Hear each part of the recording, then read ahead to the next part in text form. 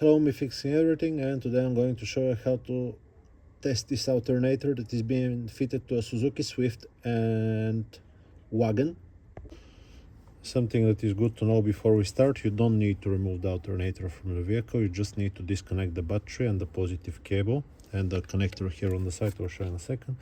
And you need a multimeter, nice with automatic range. Okay, now you can see that the alternator is moving. That's good, it's not blocked, because it happens. Sometimes the alternator gets stuck, mechanical problem. Now we'll test the electrics. What you need to do is remove the 13mm nut from here, remove the cable, the positive wire. Don't forget to disconnect the battery. Remove the communication wire here, unplug it, and now here sometimes there is 8mm nut, sometimes there is not, sometimes there is like a retaining clips. This plastics gets removed like this. This is the voltage regulator. Remove it with 7mm socket, yeah, like this. Here usually there is a cap, this one goes to the side. Now quickly we're gonna check the rotor. You can see it right here, yeah. Usually you can see this when you look in your engine bay if you don't remove it. We're looking for 2 to 3 ohms when we get the probe. I'll just put it on so it does not beep. If you see the screen, 2.5 ohms. From 2 to 3 ohms is okay. Now it doesn't matter if it's this side, yeah, or the other side. So polarity is not a problem, it's just like a big wire. What we also need to check if there is continuity between the slip rings and the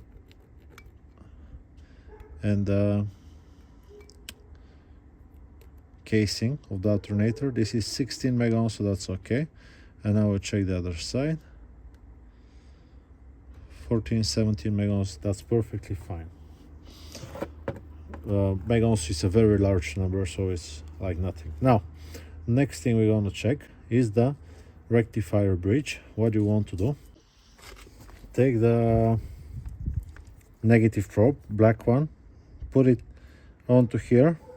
That's the post for the big red wires for the positive terminal, and touch here. Okay, this will check the diodes. We're looking for 0.5, 0.45, it's okay. 4.5 is okay.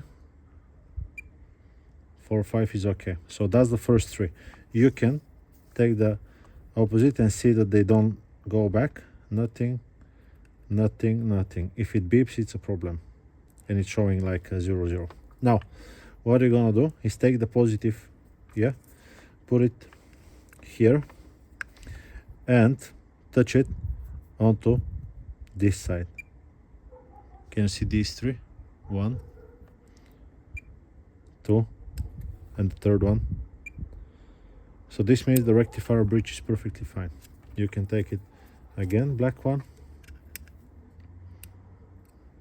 open, open, open, nothing. Good, so the rectifier bridge is okay. Next thing we're gonna check is the stator winding. We want to go on the side of them and hear them beep. But most importantly, we want to get on one of them, yeah, put the other one here and see nothing. If you hear beeping, it's going in the bin, yeah. If it's shorted to the wall, because it is possible, most possible if you ask me, it's going to the bin. So this is okay. This whole thing should work perfectly fine. Now you still might not have voltage coming and not charging. The last culprit will be this one. What you can do, which is not testing the alternator, but you can check the voltage that comes to the cable when the ignition is on. If you have 8 volts, it's definitely the voltage regulator. Unfortunately, other than the brushes, you can see these brushes are brand new.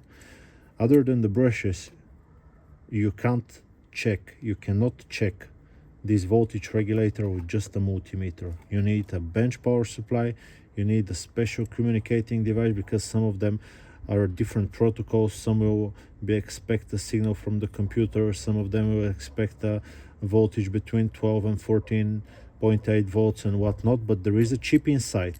Yeah, there is a chip with almost like 15 wires inside, so you cannot check the voltage regulator with a multimeter. If you know way, tell me, I'll be very happy to see. But that's generally what you can check on your alternator. Stator is okay, it's not shorted. Rotor is okay, it's not shorted. Rectifier bridge is okay. Brushes, look how long they are, perfectly fine.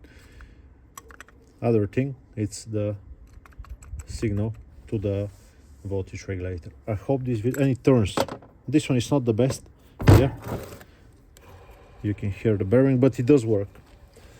So that's how you can test. Some of them are 100 amperes, this is 170, some of them are a little bit less, but they're exactly the same. Yeah, I hope this video is being helpful to you. I'll just put it back now, and I will see you on to the next one. I will be happy if you leave me a comment, or even if it's negative, I might not reply, but I'll still read it. That's it. Bye bye.